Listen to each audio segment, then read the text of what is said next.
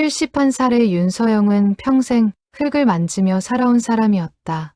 젊은 시절 작은 가마를 짓고 그릇을 굽기 시작한 것이 어느덧 도자기 공방 하나를 이루었고 그 공방에서 그녀는 40년 가까운 시간을 보냈다.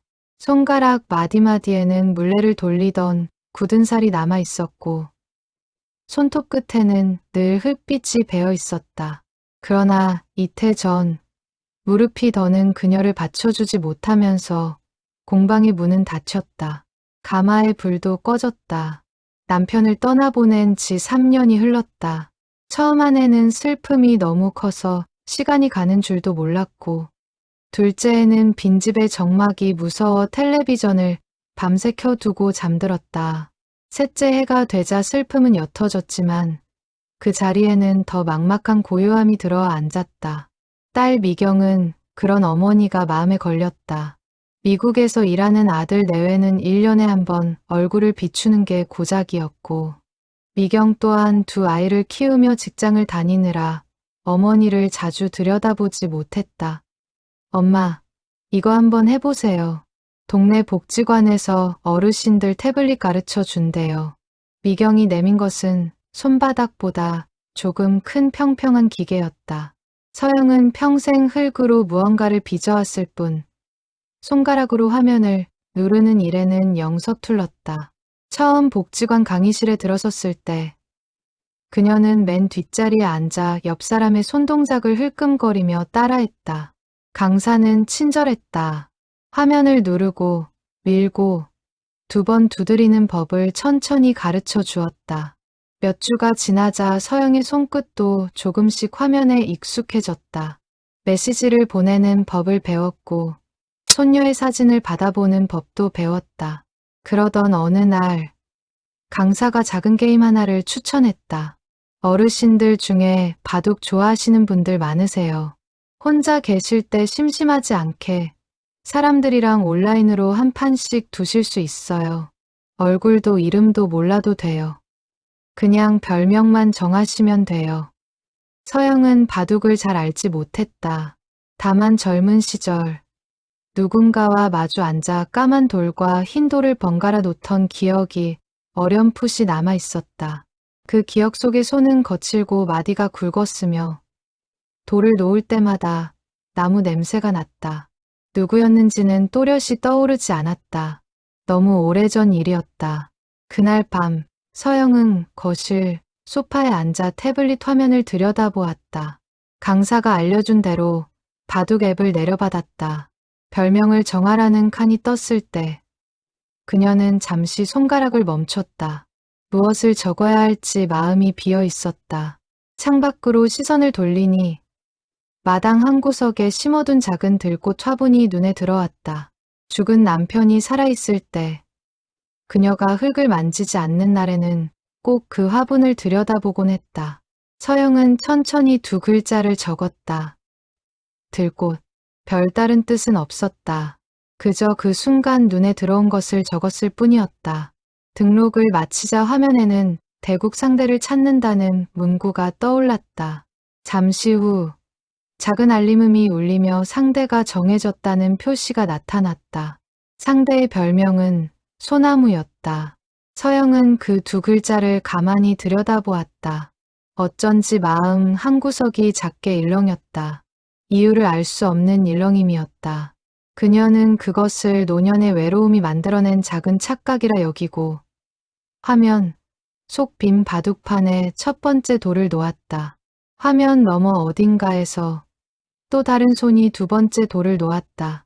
그렇게 두 사람의 인연은 서로의 얼굴도 이름도 모른 채 작은 화면 위에서 다시 시작되고 있었다. 두 사람은 알지 못했다. 그 만남이 50년 전 끊어졌던 어떤 끈의 끝자락이라는 것을. 그날 밤에는 그 누구도 짐작하지 못했다. 서영은 그날 이후 매일 같은 시간, 같은 자리에 앉아 태블릿을 켰다. 처음에는 그저 시간을 보내기 위함이었다. 그러나 화면 속에서 돌이 하나씩 놓일 때마다 그녀의 가슴 한쪽에 오래 잠들어 있던 무언가가 조용히 깨어나고 있었다. 집은 여전히 넓고 조용했다. 남편이 떠난 뒤로 방 2개는 아예 문을 닫아두었고 거실 하나와 부엌만이 그녀의 생활 영역이 되었다. 아침이면 마당에 들꽃 화분에 물을 주고 점심은 간단히 죽 한 그릇으로 때웠다. 오후가 되면 텔레비전을 틀어놓았지만 소리만 흐를 뿐 내용은 머릿속에 들어오지 않았다. 그런 나날 속에서 그녀가 가장 두려워한 것은 다름 아닌 저녁이었다. 해가 지고 나면 집안의 정막이 유난히 무겁게 내려앉았기 때문이다. 복지관 강의실은 늘 시끌벅적했다. 70을 넘긴 어르신들이 두꺼운 안경을 콧등에 걸치고 서로의 화면을 들여다보며 웃고 떠들었다. 누군가는 손녀에게 영상통화를 거는 법을 배웠고 누군가는 트로트 가수의 영상을 찾아보는 법을 배웠다. 서영은 그 활기 속에서 묘한 위안을 느꼈다. 자신만 외로운 것이 아니라는 사실이 이상하게도 마음을 가볍게 했다.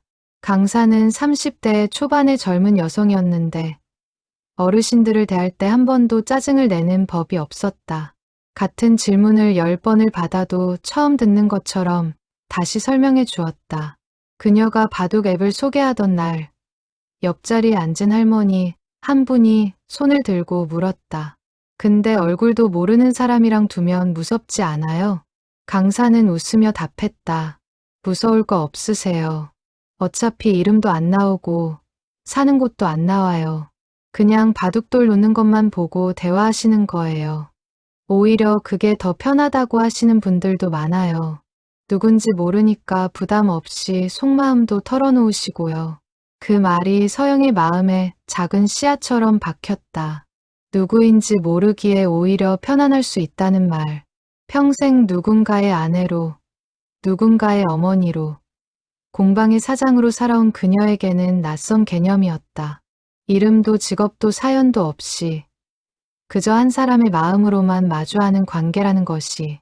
집으로 돌아오는 버스 안에서 서영은 창밖으로 흘러가는 풍경을 바라보며 생각했다. 이제와 새삼 누군가와 마음을 나눈다는 것이 가능할까? 자식들에게도 다 말하지 못한 마음의 짐들이 있었다.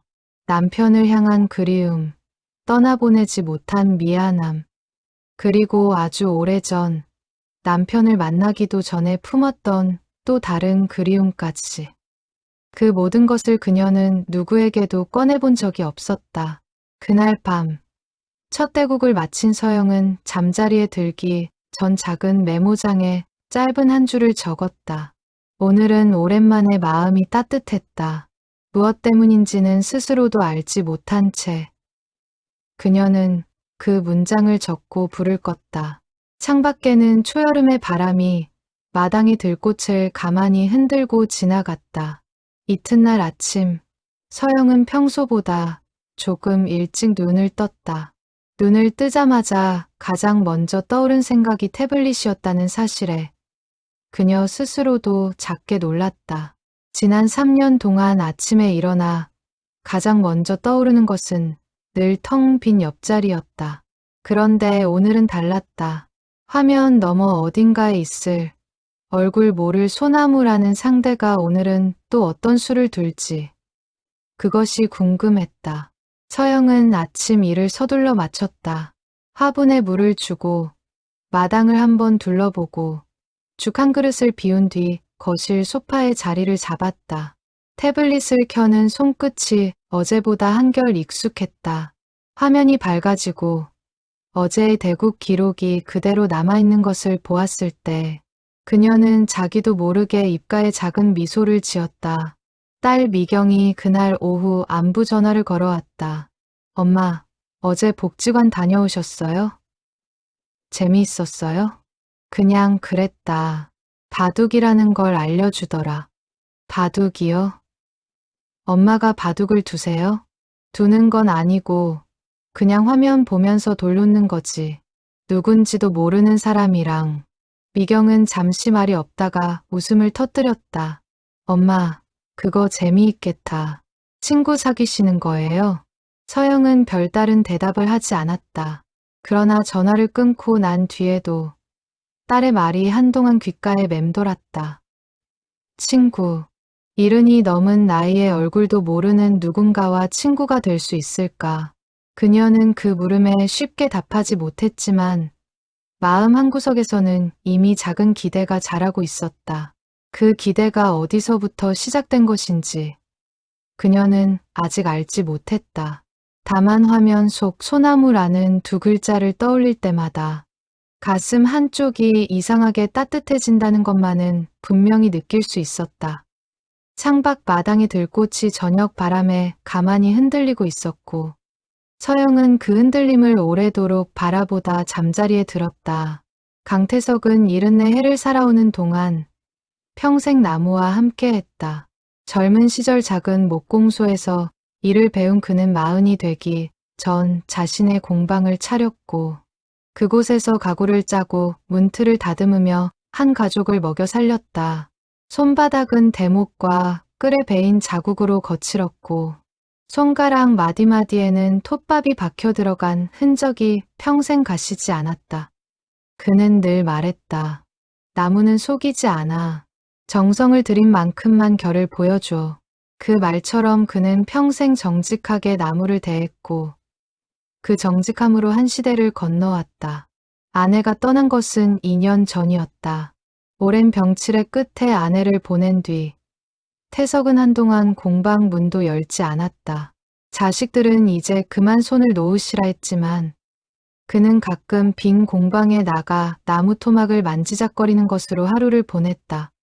손끝으로 나뭇결을 따라가다 보면 아내의 목소리가 들리는 것 같기도 했다. 여보, 저녁상 차렸어요. 그 목소리는 더 이상 들리지 않았지만 그는 여전히 같은 시간이면 같은 자리에 앉아 있었다. 아들 부부는 도시에서 맞벌이를 하느라 바빴고 손자 준호만이 일주일에 한 번씩 할아버지 댁에 들렀다. 대학생인 준호는 할아버지가 혼자 지내는 것을 늘 마음에 두고 있었다. 어느 날 준호는 할아버지 손에 낡은 휴대전화를 빼고 새 태블릿을 쥐어주었다. 할아버지, 이걸로 영상도 보시고 뉴스도 보시고 제가 다 깔아드렸어요. 태석은 시큰둥하게 받아들었다. 평생 손으로 나무를 다루며 살아온 그에게 매끈한 화면을 손가락으로 누르는 일은 어색하기만 했다. 그러나 준호가 정성스럽게 알려준 덕에 며칠이 지나자 그는 사진을 넘겨보는 법, 날씨를 확인하는 법 정도는 익히게 되었다. 할아버지, 이거 한번 해보세요. 바둑 두는 앱이에요. 준호가 화면을 켜며 말했다. 태석의 눈이 작게 빛났다. 그는 청년 시절 동네 사람들과 마루에 모여 앉아 바둑을 두던 기억이 있었다. 그러나 공방을 차린 뒤로는 바둑판을 마주할 시간이 없었고 어느덧 그 즐거움도 잊고 살았다. 이걸로 누구랑 두는 거냐? 얼굴은 몰라요. 그냥 다른 어르신들이랑 매칭돼서 두시는 거예요. 이름도 안 나오고 그냥 별명만 정하시면 돼요. 태석은 잠시 생각에 잠겼다. 얼굴도 모르는 사람과 바둑을 둔다는 것이 그에게는 묘하게 끌리는 일이었다. 평생 사람을 대할 때 그는 자신의 직업과 신분을 앞세운 적이 없었지만 사람들은 늘 그를 목수 양반이라 불렀다. 그 호칭이 싫지는 않았으나 가끔은 그저 한 사람으로만 불리고 싶은 순간들이 있었다. 별명을 정하라는 칸 앞에서 태석은 오래 머뭇거리지 않았다. 그는 평생 소나무로 가구를 짜는 일을 가장 좋아했다. 소나무는 결이 곱고 향이 은은해 다루기 까다로웠지만 완성된 가구는 늘 가장 단단하고 오래갔다. 그는 천천히 두 글자를 입력했다. 소나무. 등록을 마치자 화면에 상대가 정해졌다는 알림이 떠올랐다. 상대의 별명은 들꽃이었다. 태석은 그 두 글자를 가만히 바라보았다. 별다른 이유 없이 그 단어가 마음에 오래 머물렀다. 그는 그것을 단순한 우연이라 여기며 화면 속 빈 바둑판에 시선을 옮겼다. 들꽃이라는 상대는 첫 수부터 신중했다. 돌 하나를 놓는 데에도 오랜 시간을 들였고 그 신중함이 어딘가 낯익게 느껴졌다. 태석은 고개를 갸웃했다. 누군가의 손짓을, 누군가의 망설임을 떠올리게 하는 신중함이었다. 그러나 그것이 누구인지는 떠오르지 않았다. 너무 오래된 기억이었다. 대국이 끝나갈 무렵 들꽃의 수가 부드럽게 무너지며 돌을 거두었다. 화면에는 짧은 인사 한 줄이 떠올랐다. 잘 배웠습니다. 좋은 대국이었어요. 태석은 그 짧은 문장을 2번, 3번 다시 읽었다. 그는 천천히 답을 입력했다. 다음에도 또 두십시다. 그렇게 짧은 문장 하나를 보내고 나서 그는 자신도 모르게 작은 미소를 지었다. 오랜만에 짓는 웃음이었다. 창밖으로는 저녁 어스름이 내리고 있었고 그는 화면을 끄고도 한동안 그 자리에 가만히 앉아 있었다. 마음 한구석에 무언가가 조용히 다시 움직이고 있다는 것을 그는 어렴풋이 느끼고 있었다. 준호가 다음 날 다시 들렀을 때 그는 할아버지의 얼굴빛이 한결 환해진 것을 알아챘다. 할아버지, 표정이 좋으시네요. 바둑이 그렇게 재미있으세요? 그냥 괜찮은 상대를 만났다. 태석은 그 이상 말을 잇지 않았다. 그러나 그날 밤에도 그 다음 날 밤에도 그는 같은 시간이면 태블릿을 켜고 화면 속 들꽃이라는 이름을 찾았다. 누구인지 알 수 없는 그 상대와의 대국이 어느새 그의 하루 중 가장 기다려지는 시간이 되어가고 있었다. 이튿날 아침, 태석은 평소보다 일찍 공방에 나갔다. 오랫동안 손대지 않은 작업대 위에 쌓인 톱밥을 쓸어내고 구석에 세워둔 소나무 원목 하나를 꺼내 들었다. 무엇을 만들지 정한 것은 아니었다. 다만 손이 다시 나무를 만지고 싶어 했다. 대패로 표면을 다듬는 동안 그는 어젯밤 화면 속에서 본 신중한 수들을 떠올렸다. 서두르지 않고 한 수 한 수의 마음을 담는 그 방식이 마치 좋은 목재를 다루는 손길과 닮아 있었다. 저녁이 되어 태석은 다시 태블릿 앞에 앉았다. 화면을 켜자 들꽃이 이미 접속해 있다는 표시가 떠 있었다. 그는 망설임 없이 대국을 신청했다. 돌이 하나씩 놓이는 동안 그는 문득 궁금해졌다. 화면 너머에 이 사람은 어떤 삶을 살아왔을까? 어떤 손으로 저 돌을 놓고 있을까? 알 수 없었지만 알고 싶은 마음이 조금씩 자라고 있었다. 대국 중간 들꽃이 짧은 글을 남겼다. 오늘은 바람이 많이 부네요. 거기도 그런가요? 태석은 창밖을 내다보았다. 마당에 감나무 가지가 흔들리고 있었다. 그는 천천히 답을 적었다. 여기도 바람이 좀 부는군요. 곧 비가 올 것 같습니다.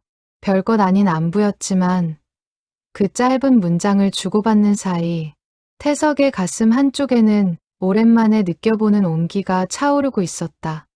그는 그 온기의 이름을 아직 알지 못했다. 그날 이후로 두 사람의 대국은 거의 매일 밤 이어졌다. 정해진 시간이 있는 것은 아니었지만 해가 지고 저녁상을 물린 뒤면 누가 먼저랄 것도 없이 화면 앞으로 모여들었다. 태석은 그 시간이 기다려진다는 사실이 스스로도 낯설었다. 아내를 떠나보낸 뒤로 그는 무언가를 기다린다는 감정 자체를 잊고 살았다. 끼니를 챙기고 손자를 기다리고 계절이 바뀌는 것을 무심히 바라보는 것이 그의 하루였다. 그런데 이제는 저녁이 가까워지면 손목시계를 들여다보는 버릇이 생겼다. 대국이 끝난 뒤 주고받는 짧은 대화 속에서 들꽃은 자신의 삶에 대해 많은 것을 말하지 않았다. 그저 오늘은 화분에 물을 주었습니다. 요즘 잠이 잘 오지 않네요. 정도의 짧은 문장들이었다. 그러나 태석은 그 짧은 문장들 속에서 무언가를 읽어냈다. 조심스러움. 그리고 그 조심스러움 뒤에 숨은 깊은 외로움이었다. 그것은 그가 거울 속에서 매일 마주하는 자신의 모습과 닮아 있었다. 어느 밤 들꽃이 평소보다 길게 글을 남겼다. 오늘은 날씨가 참 좋았는데 혼자 보기 아까웠습니다. 태석은 그 문장을 한참 들여다보았다. 그러고는 평소답지 않게 긴 답을 적어 보냈다. 혼자 보기 아까운 날은 누군가에게 이야기라도 해주면 덜 아깝습니다. 오늘 하루는 어땠는지 천천히 말씀해 보세요. 화면 너머에서 잠시 침묵이 흘렀다. 그리고 이내 들꽃은 그날 마당에서 본 나비 한 마리에 대해, 오래 키운 화분에서 핀 작은 꽃 한 송이에 대해 차근차근 이야기를 적어 보냈다. 태석은 그 이야기를 읽으며 오랜만에 소리내어 웃었다. 별것 아닌 이야기였지만 누군가가 자신에게 하루를 들려준다는 것이 이렇게 따뜻한 일이었음을 그는 잊고 있었다. 그는 자신도 모르게 작업실 한쪽에 세워둔 소나무 원목을 매만지며 생각했다. 이 나무로 무언가를 만든다면 들꽃이라는 이름에 어울리는 무언가를 만들고 싶다고. 아직은 그저 막연한 마음이었지만 그 마음은 날이 갈수록 또렷해지고 있었다. 창문 너머로 가을바람이 불어와 작업실 안에 톱밥 향기를 흩날렸고 태석은 그 향기 속에서 오랜만에 편안한 숨을 내쉬었다. 여름이 가고 가을이 왔다.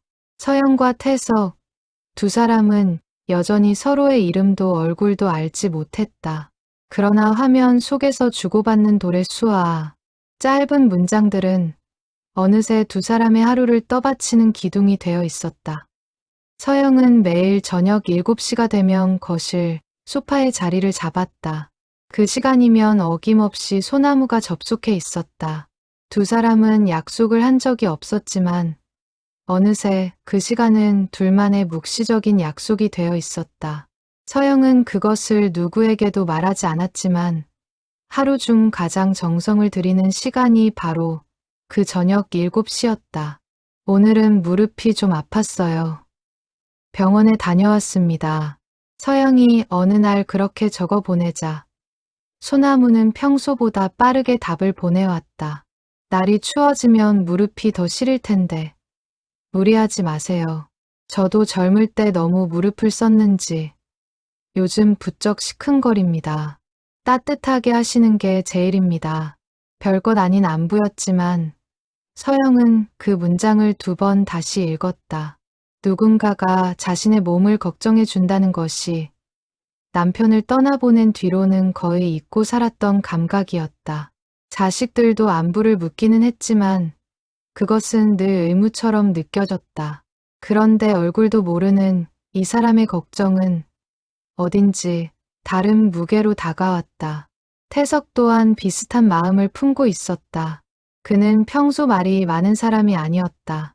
아내가 살아있을 때도 그는 속마음을 잘 드러내지 않는 무뚝뚝한 남편이었다. 그러나 화면 속에서는 이상하게도 말이 술술 나왔다.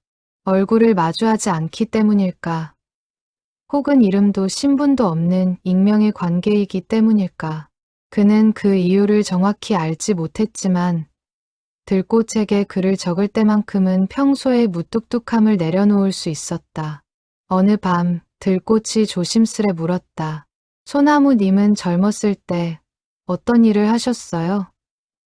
손끝에 굳은 살이 많으실 것 같아요. 태석은 잠시 머뭇거렸다. 직업을 밝히면 신분이 드러날까 걱정이 되었지만 동시에 자신의 평생을 모두 부정하고 싶지도 않았다. 그는 적당히 둘러서 답을 적었다. 나무를 만지는 일을 했습니다. 가구를 짜고 문을 만들고 손에 굳은 살이야 늘 있었지요. 들꽃님은요? 저는 흙을 만지는 일을 했어요. 그릇을 굽고 항아리를 만들고 비슷하네요. 우리 화면 속에서 2글자 비슷하네요 라는 말이 떠올랐을 때 태석은 가슴이 작게 뛰는 것을 느꼈다. 나무와 흙, 손으로 무언가를 빚어내는 일, 평생 정성을 들여 무언가를 만들어 온 사람들끼리는 서로를 알아보는 감각이 있는 것일까? 그는 그날 밤 평소보다 오래 잠을 이루지 못했다. 미경은 그 무렵 어머니의 변화를 눈치채고 있었다. 전화를 걸면 예전보다 목소리가 밝았고 가끔은 먼저 농담을 건네기도 했다. 어느 날 저녁 미경이 집에 들렀다가 어머니가 태블릿 화면을 들여다보며 작게 웃는 모습을 보았다. 엄마, 뭐가 그렇게 재미있으세요? 아, 아니다. 바둑 두는 사람이 재미있는 말을 해서 그 소나무라는 분이요? 엄마 요즘 그 얘기 자주 하시네요. 서영은 괜한 말을 했다 싶어 얼른 화면을 닫았다. 그러나 딸의 말처럼 자신이 그 이름을 자주 입에 올리고 있다는 사실을 그녀도 모르지 않았다. 다만 그것이 무엇을 의미하는지 그녀는 아직 깊이 생각하고 싶지 않았다. 준호 또한 비슷한 변화를 알아차렸다. 할아버지의 공방에 다시 톱밥 냄새가 나기 시작했고 저녁이면 어김없이 태블릿 앞에 앉아있는 할아버지의 모습이 낯설면서도 반가웠다.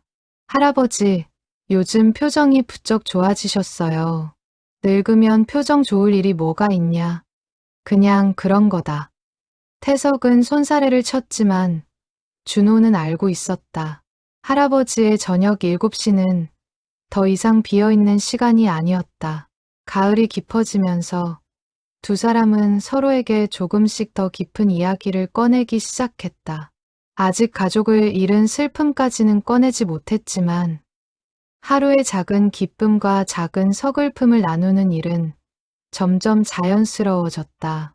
그것은 마치 오래전부터 알아왔던 사람과 다시 이야기를 나누는 듯한 설명할 수 없는 편안함이었다. 서영은 어느 밤 화면을 끄기 전 문득 이런 생각을 했다. 이 사람과의 대화가 이렇게 편안한 이유는 무엇일까?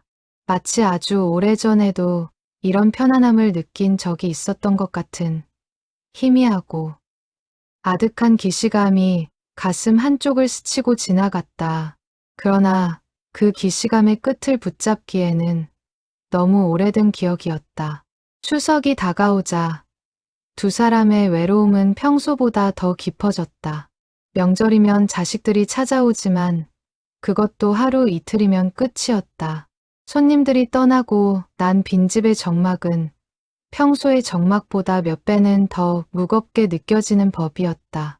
서영은 추석 다음 날 저녁 평소보다 늦게 화면을 켰다.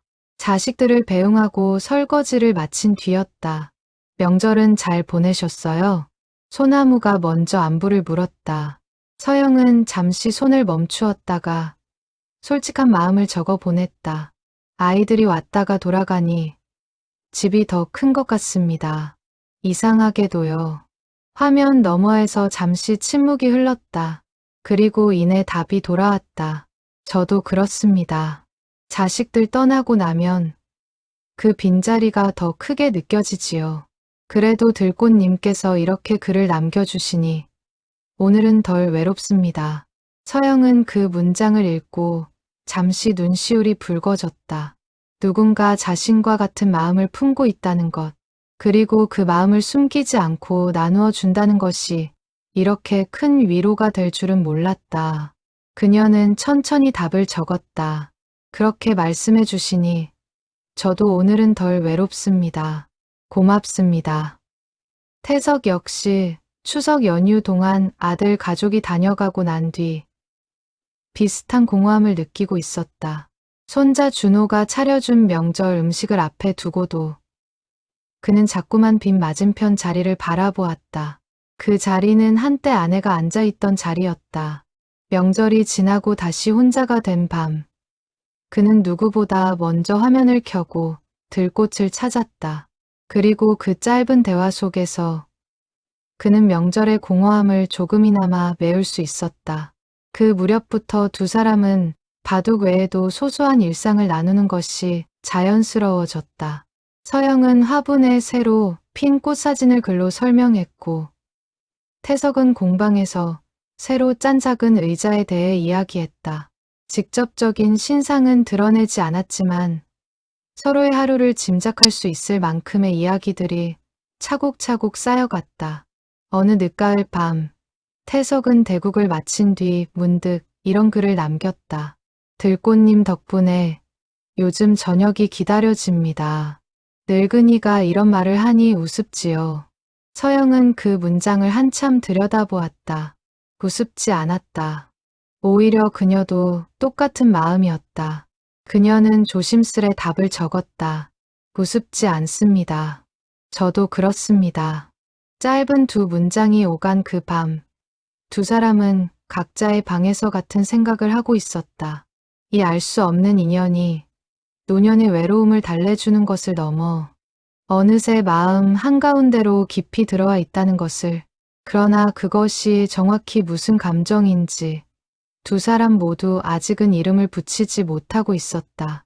서영은 그날 밤 잠들기 전 오래된 장롱 서랍을 열어보았다. 그 안에는 빛바랜 사진들과 함께 손때 묻은 작은 나무 비녀 하나가 들어 있었다. 그녀는 그것을 손바닥 위에 올려놓고 가만히 들여다보았다. 누가 만들어준 것인지 그녀는 또렷이 떠올리지 못했다. 다만 그것을 볼 때마다 가슴 한쪽이 시려오는 것을 그녀는 50년 가까이 느껴왔다. 그날 밤도 그녀는 그 이유를 알지 못한 채 비녀를 다시 서랍 깊숙이 넣어두었다.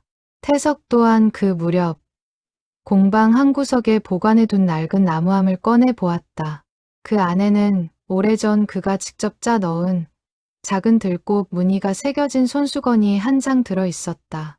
누구에게 주려 했던 것인지 그는 이제 또렷이 기억하지 못했다. 다만 그 손수건을 볼 때마다 설명할 수 없는 그리움이 가슴을 스치고 지나갔다. 두 사람 모두 알지 못했다. 그 그리움의 이름이 머지않아 하면 너머의 한 사람과 겹쳐지게 될 것이라는 사실을. 늦가을의 달빛이 두 사람의 방 창문에 똑같이 내려앉아 같은 시각 같은 그리움을 가만히 비추고 있었다. 겨울이 깊어가던 어느 밤, 태석은 평소보다 오래 화면 앞에 앉아 있었다. 그날의 대국은 일찍 끝났지만 두 사람은 좀처럼 화면을 끄지 못했다. 짧은 안부 대신 그날은 조금 더 깊은 이야기가 오갔다. 소나무님은 평생 한 사람만 마음에 두고 사셨나요? 들꽃이 조심스레 물었다. 태석은 그 물음 앞에서 오래 머뭇거렸다. 그리고 천천히 평소라면 누구에게도 꺼내지 않았을 이야기를 적기 시작했다. 젊었을 때 마음에 둔 사람이 있었습니다. 지금의 아내를 만나기 전이었지요. 형편이 어려운 집안의 자식이었던 저는 그 사람과 끝내 함께하지 못했습니다. 벌써 50년이 다 되어가는 이야기입니다. 들꽃은 한동안 답을 적지 못했다. 화면 너머에서 무언가가 멈춘 듯한 정적이 흘렀다. 한참 만에 답이 돌아왔다. 저도 비슷한 이야기가 있습니다. 너무 오래된 일이라 이제는 꿈이었는지 생시였는지 헷갈릴 때가 있어요. 그날 밤 태석은 화면을 끄고 오랫동안 잠들지 못했다. 그는 50년 전 작은 산골 마을에서 보낸 청년 시절을 떠올렸다. 그 시절 태석은 가난한 목수의 아들이었다. 마을에서 가장 큰 한옥에 살던 부잣집 딸이 있었다. 그녀의 이름은 윤서영이었다. 서영의 집안은 대대로 도자기를 굽는 가업을 이어왔고 마을 사람들은 그 집을 가마집이라 불렀다. 태석과 서영은 1살 차이로 같은 서당에서 한글과 천자문을 배우며 자랐다. 둘은 자연스레 가까워졌고 19이 되던 해봄, 두 사람은 마을 뒷산의 큰 소나무 아래서 처음으로 서로의 마음을 확인했다. 소나무 아래는 두 사람만의 장소였다. 봄이면 그 주변으로 들꽃이 흐드러지게 피었고 두 사람은 그 꽃밭에 나란히 앉아 앞으로의 날들을 이야기하곤 했다. 19 봄날, 태석은 품속에서 작은 나무 비녀를 꺼내 서영에게 건넸다. 내가 깎은 거야. 솜씨가 부족해서 부끄럽지만 서영은 비녀를 받아들고 한참을 들여다보았다. 비녀 머리에는 작은 들꽃 한 송이가 정교하게 새겨져 있었다. 이걸 언제 다 만들었어? 손에 굳은 살이 박이도록 깎았겠네. 내가 좋아할 것 같아서. 들꽃을 좋아하잖아. 서영은 그 말에 얼굴을 붉히며 품속에서 작게 접은 손수건을 꺼내려 했다. 그러나 그녀는 끝내 그것을 건네지 못했다. 멀리서 자신을 부르는 어머니의 목소리가 들려왔기 때문이었다. 서영은 손수건을 다시 품에 넣으며 말했다. 이건 다음에 줄게. 더 예쁘게 만들어서. 태석은 웃으며 고개를 끄덕였다. 두 사람은 그날 다음을 기약하며 헤어졌다. 그러나 그 다음은 영영 오지 않았다. 그해 가을, 서영의 아버지는 가난한 목수의 아들과 딸을 혼인시킬 생각이 전혀 없었다. 서영의 집안은 이웃 마을의 부유한 한약방 집안과 혼사를 약속했다. 서영은 거세게 반대했지만 그 시절의 딸에게는 선택의 여지가 없었다. 아버지는 그녀를 방에 가두고 혼례날까지 바깥 출입을 금했다. 떠나기 전날 밤, 서영은 몰래 방을 빠져나와 소나무 아래로 향했다. 손에는 끝내 전하지 못했던 들꽃 무늬 손수건이 들려 있었다. 그러나 태석은 그날 밤 집안의 빈 문제로 멀리 읍내에 나가 있었다. 아버지가 진 빚을 갚기 위해 그는 며칠째 집을 비우고 있었다. 서영은 한밤중 소나무 아래서 새벽이 밝아올 때까지 그를 기다렸지만 끝내 그는 나타나지 않았다. 그녀는 손수건을 소나무 뿌리 옆에 묻듯이 놓아두고 흐르는 눈물을 닦으며 산을 내려갔다. 태석은 다음 날 늦게야 마을로 돌아왔다. 그는 곧장 서영의 집으로 달려갔지만 이미 혼례 채비를 위해 이웃 마을로 떠난 뒤였다. 마을 사람들의 입을 통해 그는 그녀가 전날 밤 소나무 아래서 자신을 기다렸다는 사실을 전해 들었다. 그는 산을 뛰어 올라갔지만 소나무 아래에는 비에 젖어 빛이 바랜 손수건 한 장만이 남아 있었다. 그는 그것을 주워 들고 한참을 그 자리에 무너지듯 앉아 있었다. 그 후 태석은 도시로 나와 목공 기술을 배웠고 몇 해가 지나 지금의 아내를 만나 가정을 이루었다. 좋은 아내였고 좋은 가정이었다. 그러나 마음 한구석 소나무 아래 꽃밭의 기억과 빛바랜 손수건은 누구에게도 말하지 못한 채 50년 가까이 묻혀 있었다. 그는 그 손수건을 따라 들꽃 무늬를 새긴 나무함을 짜서 깊은 서랍 속에 간직해왔다. 서영 역시 비슷한 시간을 살아왔다. 한약방 집안으로 시집간 그녀는 남편이 사업의 실패에 형편이 어려워지자 직접 흙을 만져 그릇을 굽기 시작했다. 그것이 훗날 그녀의 도자기 공방으로 이어졌다. 남편은 무뚝뚝했지만 성실한 사람이었고 그녀는 그와 함께 평생을 보내며 좋은 가정을 일구었다. 혼인 첫 해, 그녀는 시집 살림이 정리되지 않은 어느 날 친정에 들렀다가 몰래 마을 뒷산에 올라 소나무를 찾았다. 그러나 그 자리에는 이미 다른 집이 들어서 길이 막혀 있었고 소나무가 있던 자리도 가늠하기 어려웠다. 그녀는 그날 이후 다시는 그곳을 찾지 않았다. 봄이 올 때마다 들꽃이 흐드러지게 피어날 때마다 그녀의 가슴 한쪽에는 설명할 수 없는 통증이 찾아왔다. 그녀는 그 통증의 정체를 애써 외면하며 살아왔다. 남편이 살아있을 때는 그 마음을 더욱 깊이 묻어두었다. 그에게 미안한 일이라 여겼기 때문이었다. 다만 마당 한구석에 들꽃 화분을 심어두고 그것을 들여다보는 것만으로 오래된 그리움을 다스려왔다.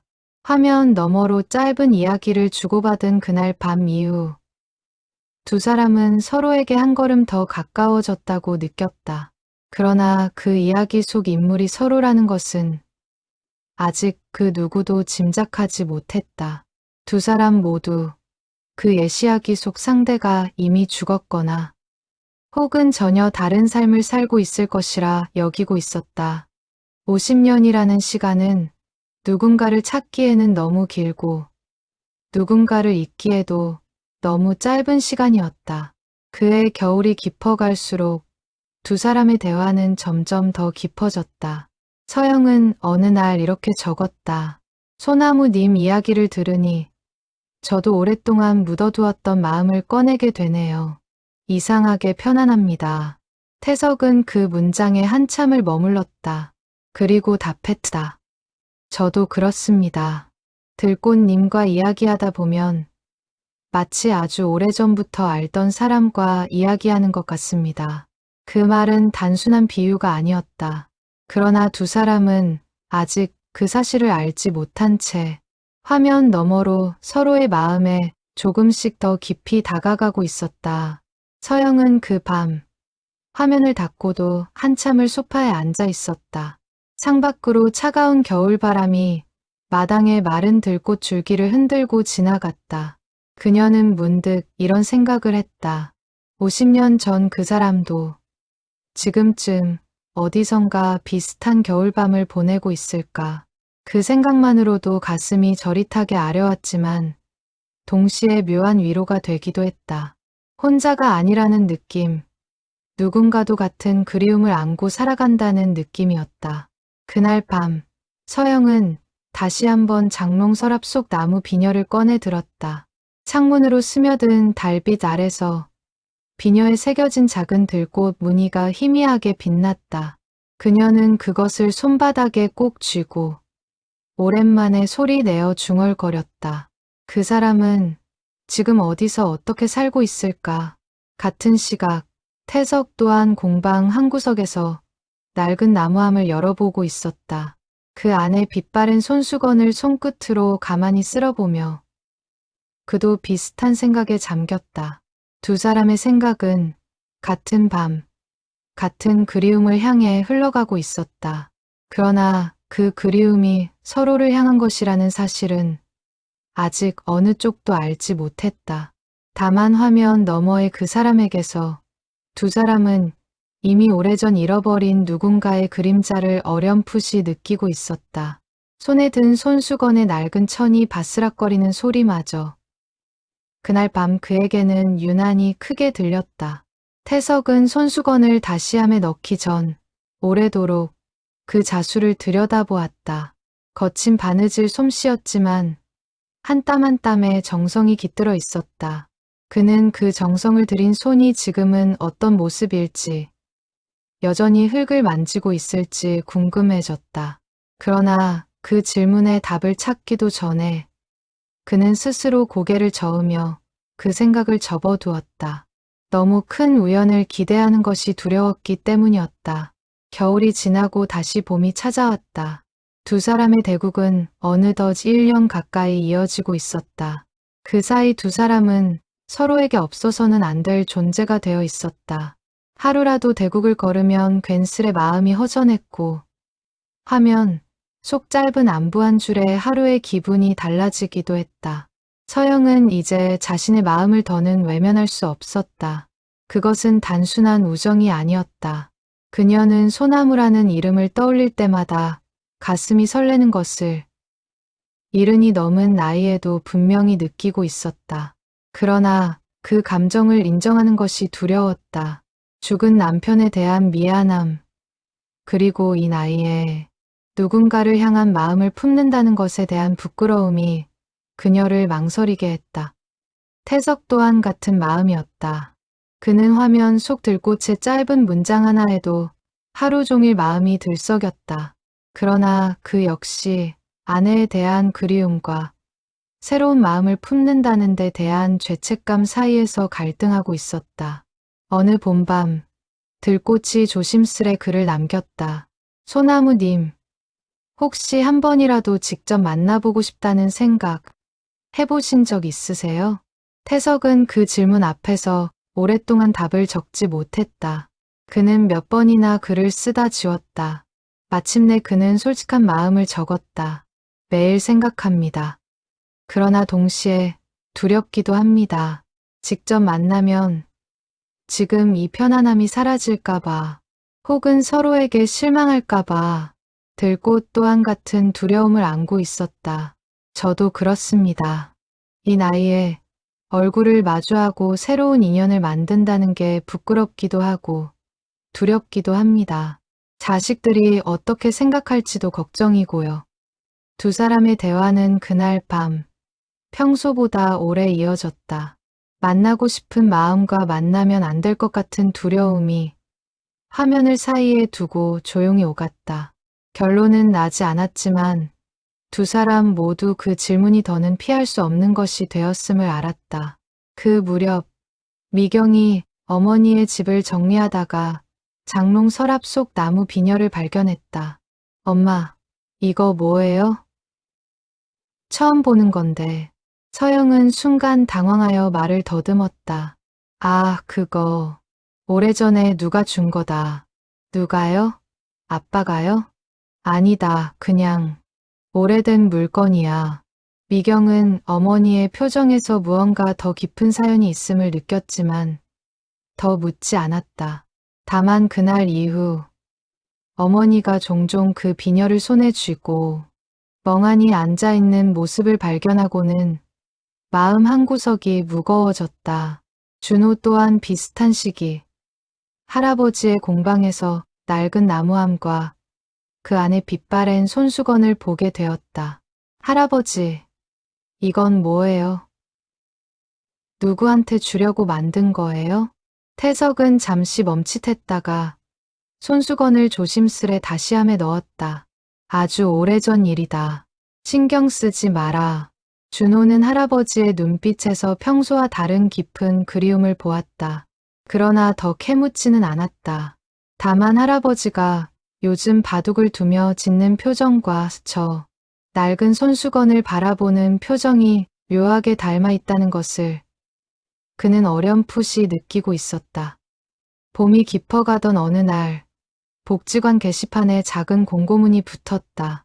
지역 어르신들을 위한 바둑 대회가 열린다는 내용이었다. 온라인으로만 만나던 이들이 직접 얼굴을 마주하고 대국을 펼치는 자리였다. 서영은 그 공고문을 한참 들여다보다가 화면 속 소나무에게 조심스레 물었다. 이번에 시에서 여는 바둑 대회가 있다고 하네요. 혹시 나가보실 생각 있으세요? 태석 역시 같은 공고문을 손자에게 전해 들은 참이었다. 그는 잠시 머뭇거리다가 답을 적었다. 생각해 보고 있습니다. 들꽃님도 나가신다면 저도 한번 가보고 싶습니다. 그 짧은 대화 속에서 두 사람 모두 같은 마음을 품게 되었다. 만남이 두렵지만 더는 미루고 싶지 않다는 마음이었다. 그리고 그 마음의 끝에서 두 사람은 알지 못한 채 같은 장소, 같은 날을 향해 한 걸음씩 다가가고 있었다. 대회 신청 마감을 며칠 앞두고 서영은 며칠째 마음을 정하지 못하고 있었다. 신청서를 손에 들고도 그녀는 선뜻 이름을 적지 못했다. 그날 저녁 복지관에서 알게 된 또래 친구 박 여사가 집에 들렀다. 서영이, 요즘 얼굴이 훤해졌어. 무슨 좋은 일 있어? 서영은 멋쩍게 웃으며 손을 내저었다. 좋은 일은 무슨, 그냥 그런 거지. 그 온라인 바둑 친구 때문이지. 내가 모를 줄 알고? 자네 요즘 저녁마다 그 시간만 기다리잖아. 서영은 더 이상 숨기지 못하고 솔직한 마음을 털어놓았다. 만나고 싶은 마음과 만나는 것이 두려운 마음, 그리고 이 나이에 이런 감정을 품는 것이 부끄럽다는 마음까지. 박 여사는 그녀의 손을 가만히 잡으며 말했다. 서영이, 우리 나이에 부끄러울 게 뭐가 있어. 오히려 이 나이에 누군가를 그리워할 수 있다는 게 복이지. 자식들 눈치 보지 말고 자네 마음 가는 대로 해. 후회는 늙어서 하는 게 아니라 안 해본 것 때문에 하는 거야. 그 말이 서영의 마음을 조금 가볍게 했다. 그녀는 그날 밤 신청서에 조심스레 이름을 적어 넣었다. 태석 역시 비슷한 갈등을 겪고 있었다. 그는 손자 준호에게 직접적으로 마음을 털어놓지는 않았지만 어느 날 저녁 식사 자리에서 지나가는 말로 물었다. 준호야, 이 나이에 새로운 사람을 마음에 둔다는 게 흉한 일이냐? 준호는 잠시 놀란 눈으로 할아버지를 바라보다가 이내 환하게 웃었다.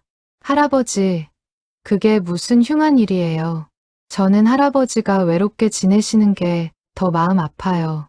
할아버지 행복하시면 저도 좋아요. 태석은 손자의 말에 마음이 놓이면서도 동시에 먼저 떠난 아내에게 미안한 마음이 들었다. 그는 그날 밤 아내의 사진 앞에 오래 앉아 있었다. 여보, 내가 너무 늦게 마음을 여는 건 아닌지 모르겠소. 그래도 당신이 이해해 줄 거라 믿소. 사진 속 아내는 여전히 온화하게 웃고 있었다. 태석은 그 웃음에서 작은 허락을 읽어내고는 다음 날 대회 신청서에 이름을 적었다. 그렇게 두 사람은 서로 알지 못한 채 같은 대회를 향해 마음을 정했다. 화면 너머로만 존재하던 서로의 그림자가 머지않아 실제의 얼굴로 마주하게 될 순간이 다가오고 있었다. 그날 이후 두 사람의 대국에는 미묘한 설렘과 긴장감이 동시에 감돌았다. 서로 말은 하지 않았지만 무언가 큰 변화가 다가오고 있음을 두 사람 모두 직감하고 있었다. 대회를 일주일 앞둔 어느 밤, 들꽃이 조심스레 글을 남겼다. 소나무님, 만약 대회에서 마주치게 된다면 서로 알아볼 수 있을까요? 우리는 서로 얼굴도 모르는데. 태석은 그 질문에 잠시 웃음이 나왔다. 모르겠습니다. 다만 알아보지 못하더라도 괜찮습니다. 대회가 끝나고 나면 서로 별명을 밝히기로 하면 되지요. 그렇네요. 그럼 그날 용기를 내서 먼저 말을 걸어보겠습니다. 저도 그러겠습니다.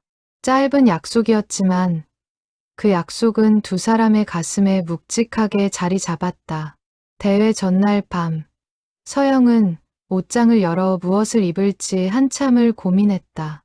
평소라면 신경 쓰지 않았을 일이었다. 그녀는 결국 가장 좋아하는 연한색의 한복 저고리를 꺼내두고 오랜만에 화장대 앞에 앉아 거울을 들여다보았다. 태석 또한 같은 밤, 오랫동안 입지 않았던 정장 재킷을 꺼내 다듬었다. 손자가 다림질을 도와주겠다고 했지만 그는 손수 옷매를 정리했다. 거울 속 자신의 얼굴을 들여다보며 그는 낮게 중얼거렸다. 내일이면 들꽃님을 만날 수 있을지도 모르겠구나. 두 사람 모두 내일이 어떤 날이 될지 짐작조차 하지 못한 채 설렘과 긴장이 뒤섞인 밤을 보내고 있었다. 창밖의 봄밤은 유난히 고요했고 두 사람은 각자의 방에서 같은 달을 올려다보며 오랫동안 잠을 이루지 못했다. 서영은 잠들기 전 마지막으로 한 번 더 화면을 켜보았다. 소나무가 보낸 짧은 글이 화면 위에 떠 있었다. 내일 좋은 인연이 되기를 바랍니다. 그녀는 그 문장을 가슴에 새기며 화면을 끄고 눈을 감았다. 태석 또한 비슷한 마음으로 내일 만나게 될지도 모를 그 사람을 향한 기대와 두려움을 아는 채 잠자리에 들었다. 대회가 열리는 날 아침, 시민회관 강당에는 일찍부터 어르신들이 모여들었다. 지역 곳곳에서 온라인 바둑 앱을 통해 친분을 쌓은 노년의 참가자들이 평소와 다른 옷차림으로 삼삼오오 모여 이야기를 나누고 있었다. 강당 입구에는 큼지막한 현수막이 걸려 있었고 안내 데스크에는 자원봉사를 나온 청년들이 참가자들의 접수를 돕고 있었다. 강당 안에는 묘한 활기가 감돌았다. 평소 같으면 집 안에서 텔레비전을 보며 시간을 보낼 어르신들이 저마다 곱게 차려입고 누군가를 만날 기대에 부풀어 있는 모습이었다. 강당 한쪽에는 따뜻한 차와 떡이 준비되어 있었고 참가자들은 차례로 접수를 마치며 명찰을 받아 목에 걸었다. 명찰에는 본명이 아닌 평소 사용하던 온라인 별명이 적혀 있었다. 진행을 맡은 복지관 관계자가 마이크를 잡고 안내했다. 어르신들, 오늘은 1년 가까이 화면으로만 만나오신 분들이 직접 얼굴을 마주하는 특별한 자리입니다. 명찰에 적힌 별명을 보시고 혹시 알아보시는 분이 계시면 반갑게 인사 나누어 주세요. 그 말에 강당 곳곳에서 작은 웅성거림이 일었다. 몇몇 참가자들은 서로의 명찰을 확인하며 반갑게 손을 맞잡기도 했다. 아니, 그쪽이 청솔님이셨어요? 세상에, 이렇게 가까이 사셨는데 몰랐네요. 그런 정겨운 인사들이 강당 곳곳에서 피어났다. 서영은 미경의 차를 타고 강당에 도착했다. 평소보다 일찍 일어나 단정히 머리를 빗고 오랜만에 옅은 분을 발랐다. 한복 저고리 위에 얇은 카디건을 걸친 그녀의 모습은 평소보다 한층 화사해 보였다. 엄마, 오늘 유난히 멋스러우시네요. 무슨 좋은 일 있으세요? 그냥 사람 많은데 가는 거니까 신경 좀 썼다. 미경은 어머니의 얼버무리는 대답에 미소를 지었다. 그녀는 더 캐묻지 않고 강당 입구까지 어머니를 모셔다 드렸다. 끝나면 전화하세요. 데리러 올게요. 서영은 고개를 끄덕이고 강당 안으로 들어섰다. 그녀의 가슴은 어느 때보다 빠르게 뛰고 있었다. 이 넓은 강당 안 어딘가에 1년 가까이 마음을 나눈 소나무가 있을지도 모른다는 생각에 그녀는 주변을 둘러보는 시선을 거두지 못했다. 명찰에 들꽃이라는 두 글자를 적어 목에 건.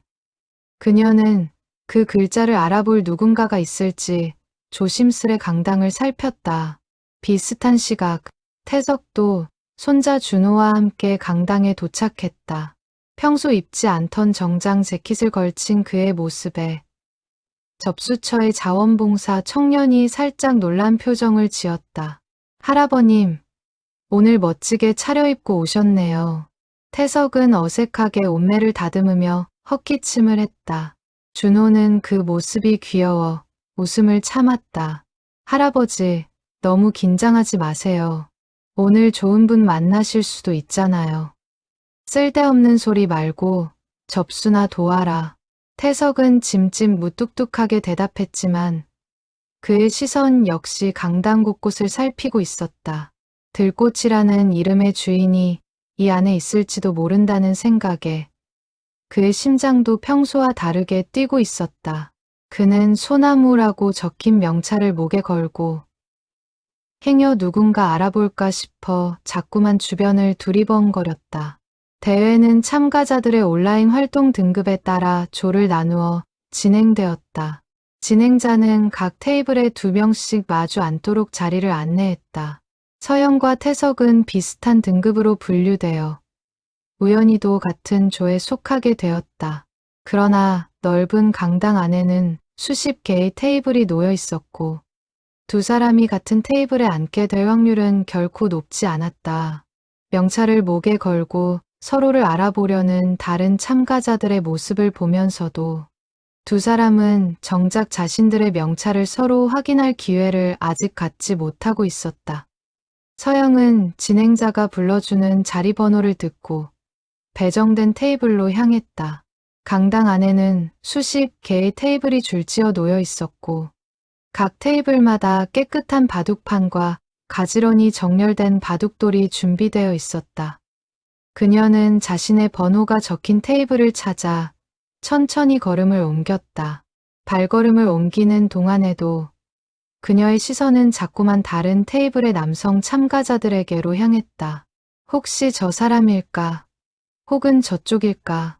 그러나 누구의 명찰에서도 소나무라는 글자를 찾지 못했다. 그녀는 자리에 앉아 맞은편 의자를 바라보았다. 아직 상대는 도착하지 않은 듯했다. 빈 의자를 바라보며 그녀는 문득 50년 전 소나무 아래서 누군가를 기다리던 자신의 모습이 떠올랐다. 그때도 그녀는 이렇게 가슴을 졸이며 누군가를 기다렸었다. 그 기억이 왜 지금 떠오르는지 그녀는 알지 못했다. 강당 저편에서는 진행자가 마지막 참가자들의 자리를 안내하고 있었다. 태석은 손에 든 자리 번호표를 다시 확인하며 자신이 배정된 테이블을 향해 걸어가고 있었다. 그의 발걸음도 평소보다 무겁고 느렸다. 강당 안을 가득 채운 낯선 얼굴들 사이에서 그는 자꾸만 명찰의 글자들을 훑어보았다. 그러나 들꽃이라는 두 글자는 좀처럼 눈에 띄지 않았다. 그때 한 노년의 남성이 천천히 그녀의 테이블로 다가왔다. 정장 재킷을 단정히 차려입은 손이 유난히 거칠어 보이는 남성이었다. 그는 자리 번호를 확인하고는 맞은편 의자에 조심스레 앉았다. 의자가 바닥에 끌리는 소리가 유난히 크게 들렸다. 서영은 그의 얼굴을 마주한 순간 묘한 기시감을 느꼈다. 어디선가 본 듯한, 그러나 정확히 떠오르지 않는 낯익음이었다. 그의 눈매, 굳게 담은 입가, 그리고 거칠지만 단정한 손의 모양이 그녀의 기억 어딘가를 두드리고 있었다. 그녀는 그것을 단순한 우연이라 여기며 가볍게 목례를 했다. 잘 부탁드립니다. 남성 역시 같은 기시감을 느낀 듯 잠시 그녀의 얼굴을 가만히 바라보았다. 둥근 이마와 부드러운 눈매, 그리고 단아하게 빗어 넘긴 머리가 그의 마음 깊은 곳을 흔들었다. 그러나 그도 정확히 무엇이 낯익은지 짚어내지 못한 채 마주 목례를 했다. 네, 잘 부탁드립니다. 진행자가 마이크를 잡고 대회 시작을 알렸다. 강당 안의 모든 테이블에서 동시에 첫 수가 놓이기 시작했다. 서영과 태석 역시 아직 서로의 명찰을 확인하지 못한 채 바둑판 위에 시선을 떨어뜨렸다. 흰 돌과 검은 돌이 차례로 놓이는 소리만이 두 사람 사이에 잔잔히 흘렀다. 서영은 돌을 놓는 상대의 손끝을 가만히 바라보았다. 거칠고 마디가 굵은 그 손이 어딘가 낯설지 않았다. 그녀는 문득 오래전 소나무 아래서 자신에게 나무 비녀를 건네던 손을 떠올렸다. 그러나 그 생각은 너무 갑작스러워서 그녀는 이내 고개를 저으며 떨쳐냈다. 설마 그럴 리 없다고 생각했다. 태석 역시 비슷한 마음으로 그녀의 손을 바라보고 있었다. 흙을 만지며 평생을 보낸 듯한 곱지만 단단한 손이었다. 그 손이 돌을 놓는 모습에서 그는 알 수 없는 그리움을 느꼈다. 그러나 그 역시 그 그리움의 정체를 짚어내지 못한 채 그저 바둑판 위에 집중하려 애썼다. 두 사람은 그렇게 서로가 누구인지 전혀 짐작하지 못한 채 진행자의 신호에 따라 첫 번째 돌을 바둑판 위에 올려놓기 시작했다. 강당 안은 수십 개의 바둑판이 동시에 채워지는 정적과 긴장감으로 가득했다. 그리고 그 한가운데 50년 만에 다시 마주 앉은 두 사람의 인연이 조용히 그 끝을 향해 다가가고 있었다. 테이블을 지켜보던 진행 요원조차 이 두 사람의 대국이 평범한 대국이 아니라는 것을 알지 못한 채 다음 테이블로 발걸음을 옮겼다. 강당 천장에 매달린 조명이 두 사람의 바둑판 위로 고요히 빛을 내려놓고 있었다. 서영은 돌을 놓으면서도 자꾸만 맞은편 남성의 거친 손에 시선이 머물렀다. 어디서 본 듯한 손이었다. 그녀는 속으로 고개를 저었다. 70이 넘은 나이의 손은 다들 비슷하게 거칠어지는 법이라고. 그녀는 스스로를 다독였다. 태석 또한 그녀의 단아한 손놀림에서 시선을 떼지 못하면서 비슷한 생각을 떨쳐내려 애쓰고 있었다. 두 사람은 그렇게 서로를 향한 낯익음을 애써 부정하며 대국을 이어갔다. 바둑돌이 하나씩 놓이는 소리만이 두 사람 사이의 정적을 채우고 있었다. 그 소리는 마치 50년 전 소나무 아래서 함께 듣던 산새 소리처럼 두 사람의 가슴에 잔잔히 울려 퍼졌다. 대국은 1시간 가까이 이어졌다. 서영과 태석, 두 사람은 평소 온라인에서 두던 것과 똑같은 방식으로 신중하게 돌을 놓았다. 서로의 수를 읽어내는 방식, 망설이는 순간의 호흡, 결정적인 순간에 돌을 내려놓는 손길의 떨림까지 모든 것이 화면 너머에서 익숙하게 보아온 그대로였다. 서영은 대국이 중반을 넘어설 무렵 점점 더 강한 확신이 들기 시작했다. 이 사람의 바둑 두는 방식이 자신이 1년 가까이 마주해온 소나무의 방식과 너무도 닮아 있었다. 그녀는 조심스레 입을 열었다. 실례지만 혹시 온라인에서도 바둑을 두시나요? 태석은 그 질문에 고개를 들어 그녀를 바라보았다. 그렇습니다. 매일 저녁 한 분과 대국을 두고 있습니다. 그분의 별명이 혹시 들꽃인가요? 태석의 손이 순간 멈췄다. 그는 천천히 자신의 명찰을 들어 보였다. 소나무라는 두 글자가 선명하게 적혀 있었다. 서영 역시 떨리는 손으로 자신의 명찰을 들어 보였다. 들꽃이라는 글자가 그곳에 있었다. 강당 안의 시간이 잠시 멈춘 것 같았다. 두 사람은 한참을 서로의 얼굴을 마주 보았다. 믿기지 않는다는 표정과 동시에 무언가 깊은 곳에서부터 차오르는 벅찬 감정이 두 사람의 얼굴에 동시에 떠올랐다. 들꽃님이 정말 들꽃님이십니까? 태석의 목소리가 떨렸다. 서영은 차마 말을 잇지 못하고 그저 고개를 끄덕였다. 두 사람은 잠시 말없이 서로를 바라보았다. 화면으로만 나누었던 무수한 대화들이 이제야 실제의 얼굴과 목소리로 맞춰지고 있었다. 그 순간 태석의 눈에 서영의 손목에 걸린 작은 놀이개가 들어왔다. 자세히 보니 그것은 나무로 깎아 만든 비녀였다. 그는 숨이 멎는 듯한 느낌을 받았다. 그 비녀, 어디서 나신 겁니까? 서영은 자신의 손목을 내려다보았다. 그녀는 그날 아침 무슨 마음에서인지 평소 서랍 속에 간직해온 그 비녀를 손수건에 싸서 가져왔던 것이다. 50년 전 누군가가 제게 깎아준 비녀입니다. 들꽃 무늬가 새겨진. 그녀는 말을 잇다가 문득 태석의 얼굴을 다시 바라보았다. 50년의 시간이 지나 깊은 주름이 생겼지만 그 눈매와 굳게 담은 입가는 분명 그녀가 기억하는 그 사람의 것이었다.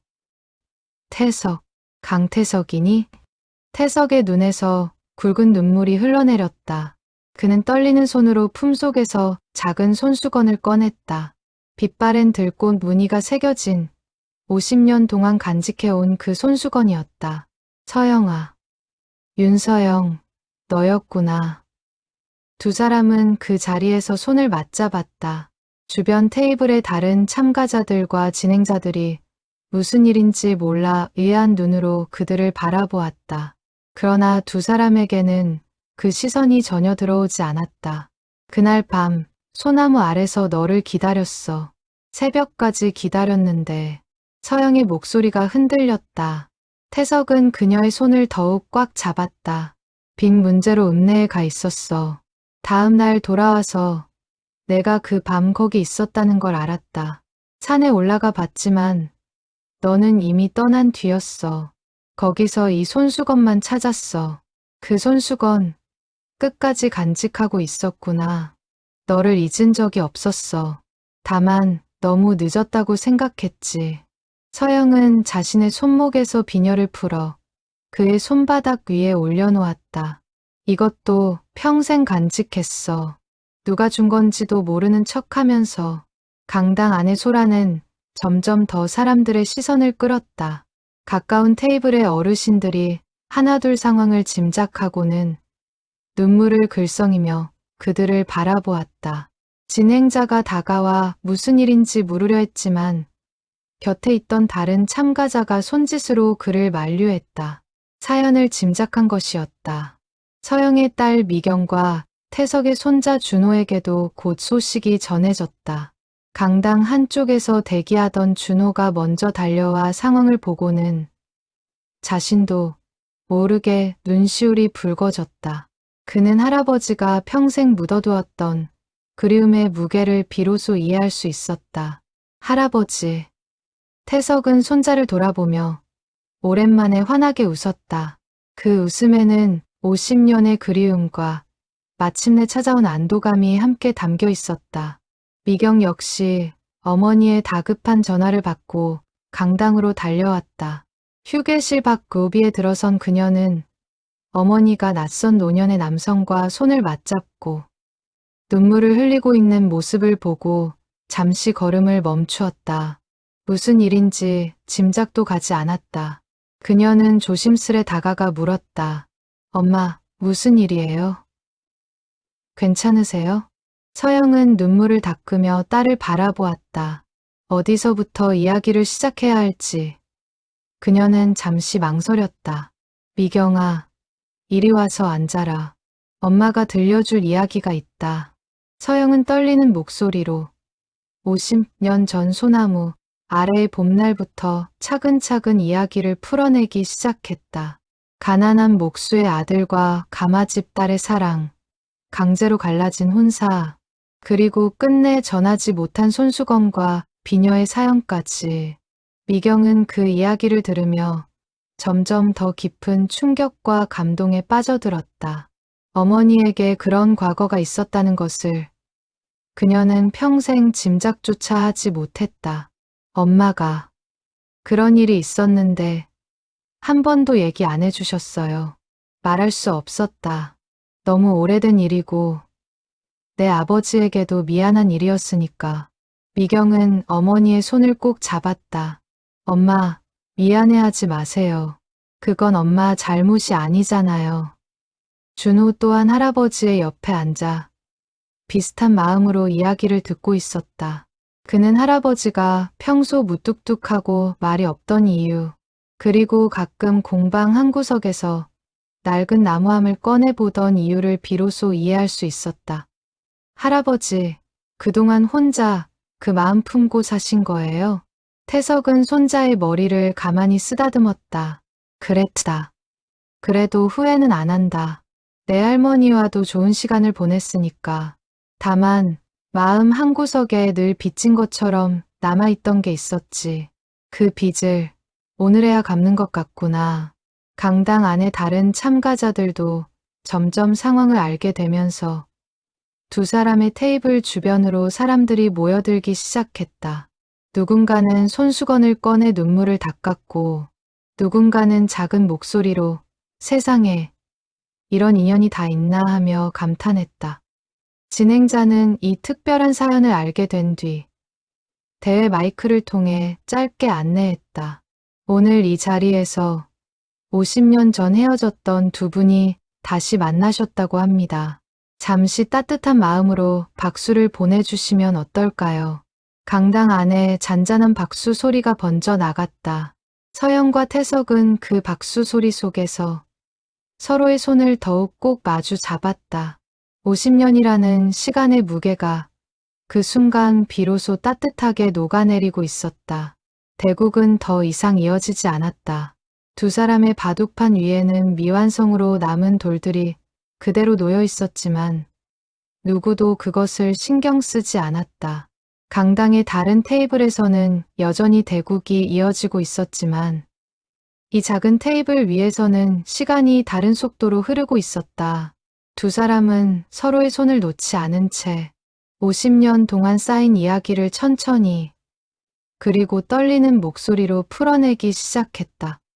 창문으로 들어오는 오후 햇살이 두 사람의 마주 잡은 손 위로 따스하게 내려앉았다. 누구도 서둘러 그 자리를 떠나려 하지 않았다. 50년이라는 긴 침묵 끝에 비로소 터져나온 이야기들은 끝날 줄 모르고 이어졌다. 강당 직원이 다과를 가져다 주었지만 두 사람은 그것을 마실 생각조차 하지 못한 채 서로의 눈을 가만히 들여다보고 있었다. 50년 전 그 봄날의 눈빛이 주름진 얼굴 속에서도 변함없이 그대로 살아있었다. 대회가 모두 끝나갈 무렵 진행자가 두 사람에게 다가와 조심스레 물었다. 혹시 대국을 마무리하시겠어요? 아니면 오늘은 여기까지로 하시겠어요? 태석은 서영을 바라보며 작게 웃었다. 오늘 대국은 이미 충분히 끝난 것 같습니다. 더 중요한 걸 찾았으니까요. 서영도 고개를 끄덕이며 미소를 지었다. 미완성으로 남은 바둑판 위의 돌들이 오히려 두 사람에게는 완벽한 결말처럼 느껴졌다. 대회가 끝난 뒤 서영과 태석은 매일같이 만남을 이어갔다. 온라인 화면 속에서만 나누던 대화가 이제는 직접 마주 앉아 차를 마시며 나누는 대화로 바뀌었다. 두 사람은 공원을 함께 걷기도 했고 가까운 식당에서 식사를 함께 하기도 했다. 그들의 얼굴에는 그동안 보이지 않던 생기가 돌았다. 그러나 시간이 흐르면서 가족들 사이에서는 미묘한 불안이 자라기 시작했다. 미경은 처음에는 어머니의 이야기에 감동했지만 어머니가 매일 외출하고 늦게까지 연락이 닿지 않는 일이 반복되자 걱정이 커졌다. 어느 날 저녁, 미경은 어머니의 집에 들렀다가 단단히 마음을 먹고 입을 열었다. 엄마, 좋은 건 알겠는데 너무 서두르시는 거 아니에요? 그분에 대해 우리가 아는 게 별로 없잖아요. 혹시라도 안 좋은 마음으로 접근하는 거면 어떻게 해요? 서영은 딸의 말에 서운한 마음이 들었다. 미경아, 엄마가 그렇게 사람 보는 눈이 없을 것 같으냐? 그 사람은 50년 전부터 알던 사람이다. 50년 전에 알았지. 그동안 어떻게 살았는지는 모르잖아요. 사람이 변할 수도 있고요. 두 사람의 대화는 점점 날카로워졌다. 미경은 결국 속에 있던 진짜 걱정을 털어놓았다. 엄마가 행복하신 건 저도 좋아요. 그런데 아빠 생각도 나고 주변에서 뭐라고 할까봐 걱정도 되고 솔직히 무섭기도 해요. 서영은 딸의 진심을 듣고 나서야 그녀의 걱정이 단순한 반대가 아니라는 것을 이해했다. 그러나 동시에 마음이 무거워졌다. 비슷한 시기, 준호 역시 비슷한 불안을 느끼고 있었다. 그는 처음에는 할아버지의 행복을 진심으로 응원했지만 동네에서 할아버지에 대한 이런저런 말이 들려오자 마음이 복잡해졌다. 어느 친척 어른이 전화를 걸어와 이렇게 말했다.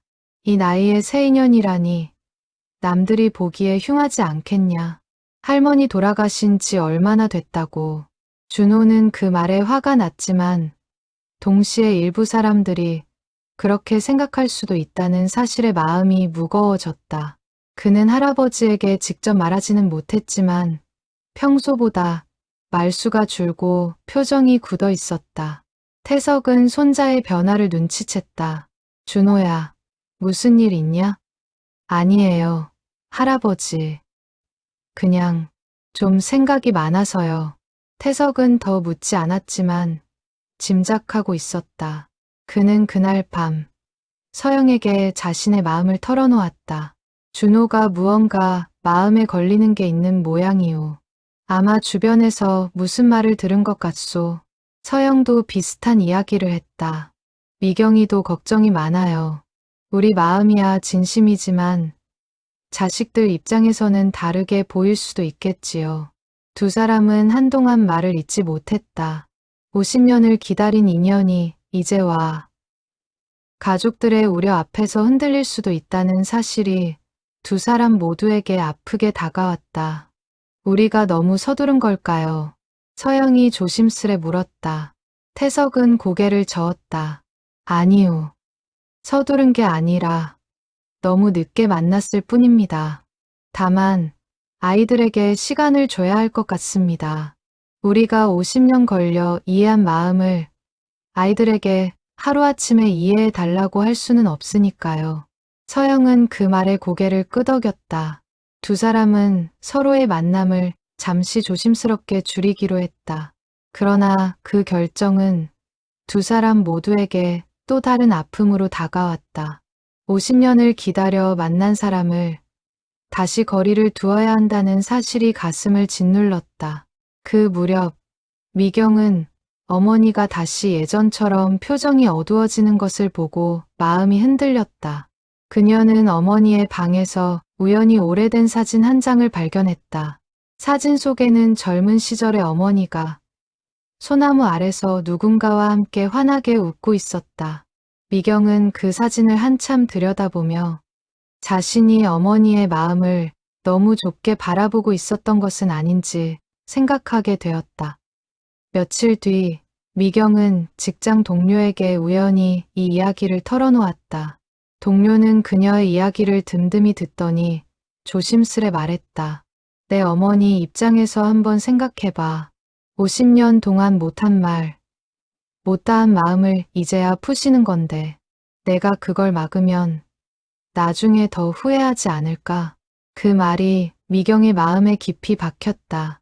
그녀는 그날 밤 어머니에게 다시 전화를 걸었다. 엄마, 며칠 동안 생각해봤는데 제가 너무 제 생각만 했던 것 같아요.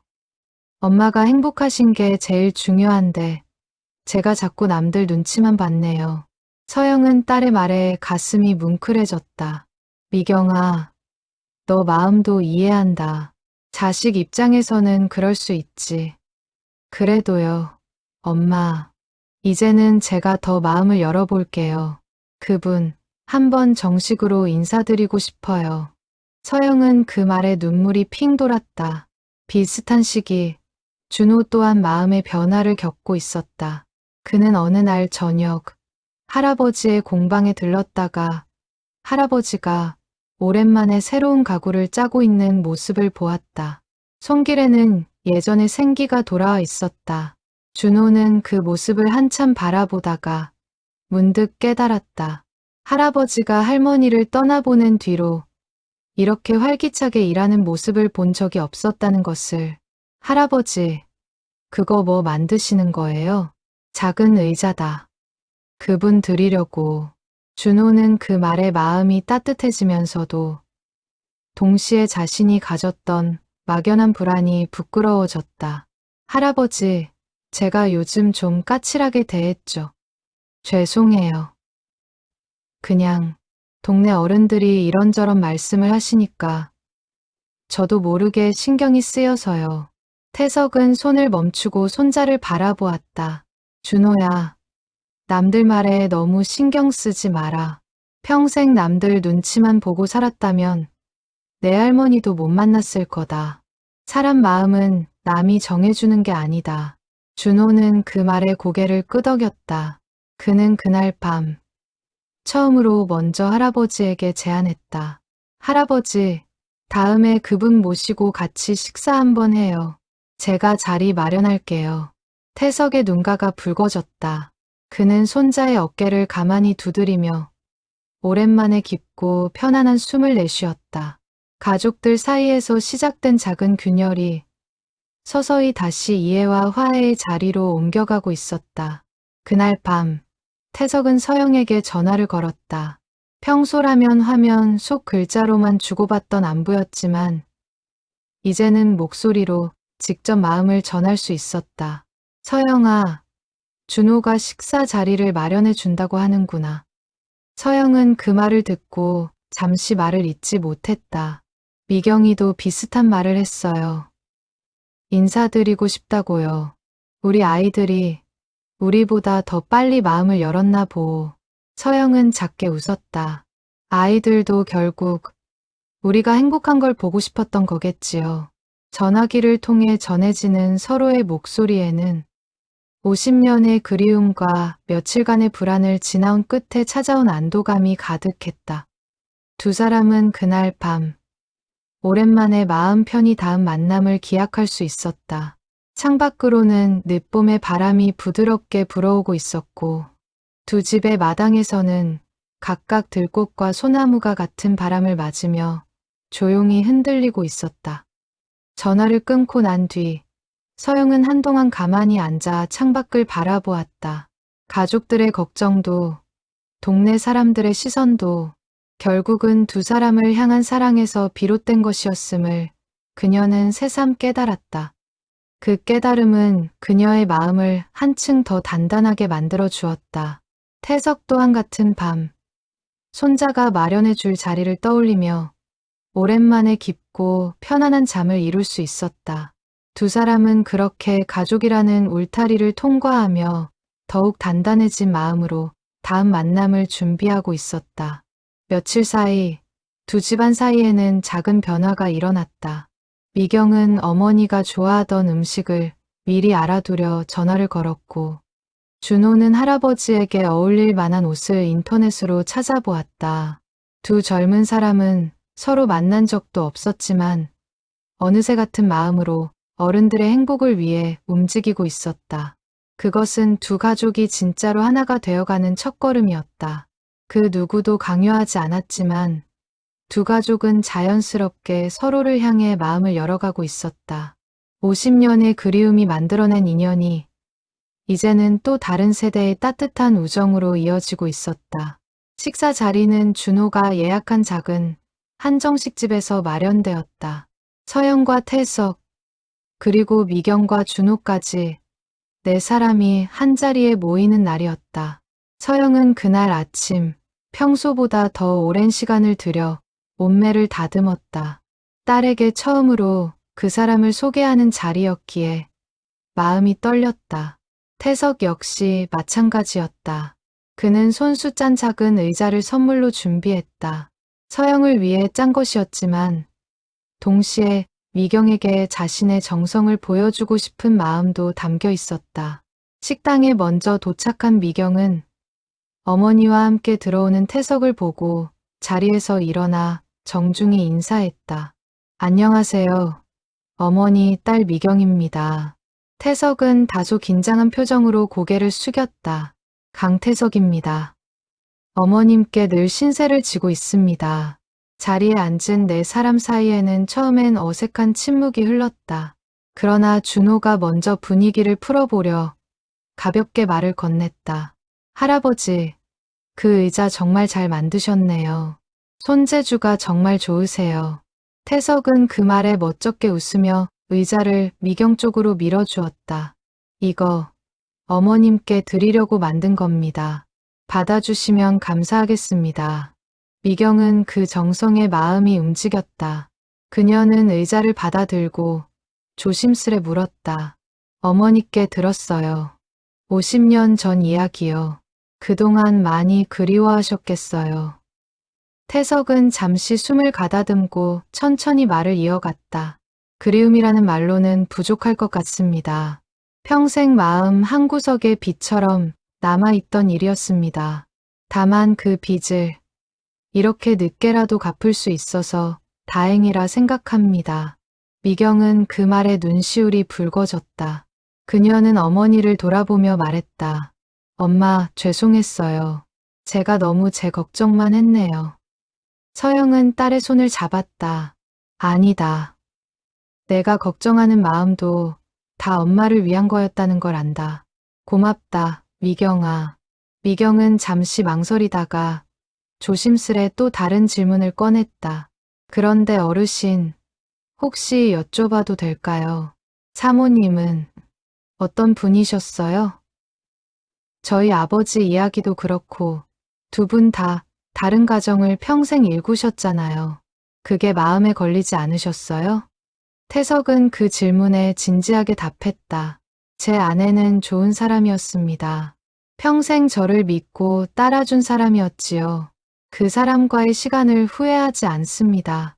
다만 마음 한구석에 묻어둔 그리움이 있었던 것뿐입니다. 그 그리움이 아내를 향한 사랑을 덜어내는 건 아니라고 생각합니다. 사람의 마음에는 여러 자리가 있는 것 같습니다. 서영도 고개를 끄덕이며 덧붙였다. 나도 그래. 내 아버지를 사랑했고 좋은 시간을 보냈다. 다만 그 사랑과는 또 다른 자리에 50년 동안 닫아두었던 마음이 있었던 거지. 이제 와서 그 문을 다시 여는 게 내 아버지를 배신하는 일이라고는 생각하지 않는다. 미경은 그 말을 듣고 깊이 고개를 끄덕였다. 그녀는 비로소 어머니의 마음을 온전히 이해할 수 있었다. 식사가 이어지는 동안 네 사람 사이의 분위기는 점점 더 부드러워졌다. 준호는 할아버지에게 짓궂게 물었다. 할아버지, 그럼 이제 두 분 정식으로 만나시는 거예요? 태석은 헛기침을 하며 서영을 바라보았다. 서영도 살짝 얼굴을 붉혔다. 그건 천천히 생각해 볼 일이다. 미경이 웃으며 끼어들었다. 엄마, 천천히는 무슨. 이미 50년이나 천천히 했잖아요. 이제는 좀 서두르셔도 돼요. 식당 안에 작은 웃음이 번졌다. 그 웃음 속에서 두 가족은 비로소 진심으로 서로를 받아들이고 있었다. 준호는 휴대전화를 꺼내 네 사람의 모습을 사진으로 남기자고 제안했다. 이런 날은 기록으로 남겨야죠. 다들 가까이 앉으세요. 네 사람은 어색하게 어깨를 맞대고 사진을 찍었다. 화면 속에는 활짝 웃는 네 사람의 얼굴이 담겼다. 그날 찍은 사진은 두 가족이 처음으로 하나가 된 순간을 기록한 소중한 증표가 되었다. 식사를 마치고 나오는 길, 미경은 어머니에게 조용히 물었다. 엄마, 행복하세요? 서영은 환하게 웃으며 답했다. 50년 만에 처음으로. 정말 행복하다. 미경은 그 대답에 더 이상 묻지 않았다. 그녀는 어머니의 손을 꼭 잡고 천천히 걸음을 옮겼다. 저녁 하늘에는 붉은 노을이 번지고 있었고 그 노을빛 아래로 두 사람의 그림자가 길게 늘어졌다. 엄마, 그런데 그 비녀랑 손수건 어떻게 그렇게 오랫동안 간직하고 계셨어요? 아빠도 모르셨어요?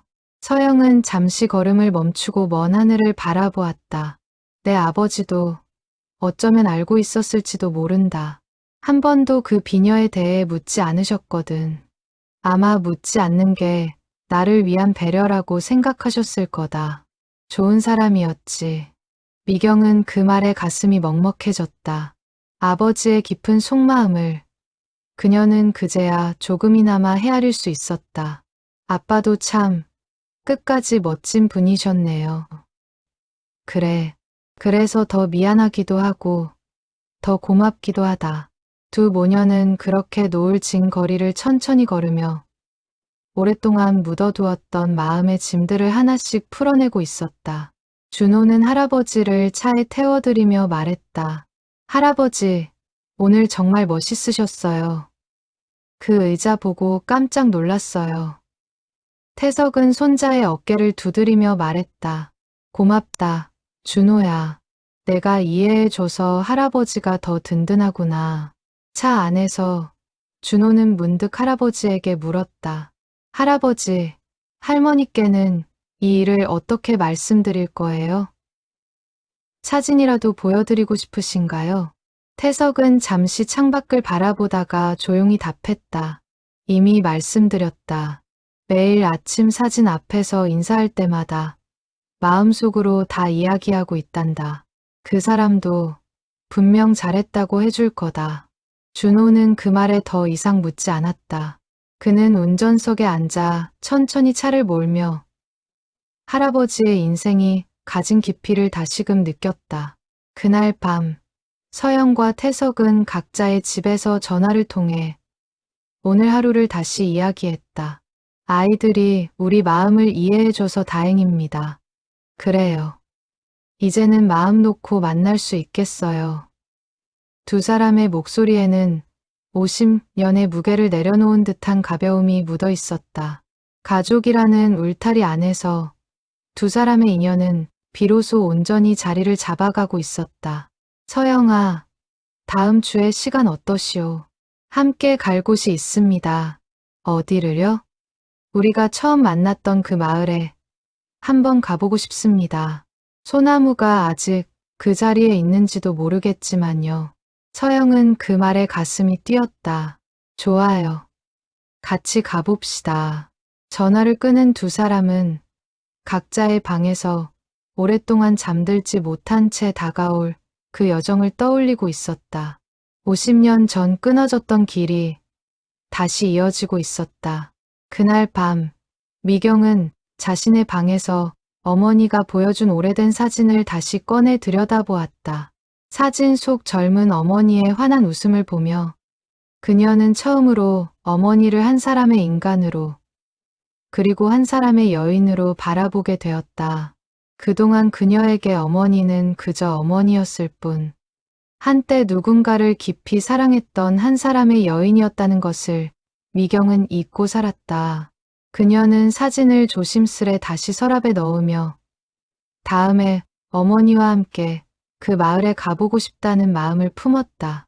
준호 역시 그날 밤 할아버지의 공방에서 본 정교한 의자의 모습을 떠올렸다. 평생 무뚝뚝하게만 살아오신 할아버지의 손끝에서 그렇게 정성스러운 작품이 나왔다는 사실이 새삼 놀라웠다. 그는 할아버지가 단순히 가구를 만드는 기술자가 아니라 평생 누군가를 향한 그리움을 손끝으로 표현해 온 한 사람의 예술가였다는 것을 비로소 이해하게 되었다. 그날 이후 두 가족은 종종 함께 식사를 하거나 짧은 외출을 하며 가까워졌다. 미경과 준호는 처음엔 서먹했지만 점차 마치 오래된 친척처럼 편안한 사이가 되어갔다. 두 어른의 인연이 그 가족 전체를 따뜻하게 이어주는 다리가 되어주고 있었다. 그 다리 위로 두 가족은 서로의 안부를 묻고 서로의 끼니를 챙기며 어느새 한 식구처럼 자연스러운 정을 쌓아가고 있었다. 다음 주 토요일, 서영과 태석은 준호가 운전하는 차를 타고 50년 전 그들이 살았던 마을로 향했다. 미경도 함께였다. 차가 고속도로를 벗어나 좁은 지방도로로 들어서자 두 사람의 눈빛이 점점 더 깊어졌다. 많이 변했네요. 서영이 창밖을 보며 중얼거렸다. 한때 논밭이었던 자리에는 작은 공장들이 들어서 있었고 옛 한옥들도 대부분 새 건물로 바뀌어 있었다. 그러나 마을 뒷산으로 이어지는 길만은 어쩐지 옛 모습을 그대로 간직하고 있는 듯했다. 차에서 내린 두 사람은 손을 맞잡고 천천히 산길을 오르기 시작했다. 준호와 미경은 조금 뒤에서 그 모습을 지켜보며 따라 걸었다. 길은 예전보다 좁아지고 자풀이 무성했지만 두 사람의 발걸음은 망설임이 없었다. 50년 전 기억이 몸에 새겨진 듯 그들을 이끌고 있었다. 산모퉁이를 돌자 마침내 그 자리가 보였다. 세월의 흔적이 깊게 새겨진 커다란 소나무가 여전히 그 자리에 우뚝 서 있었다.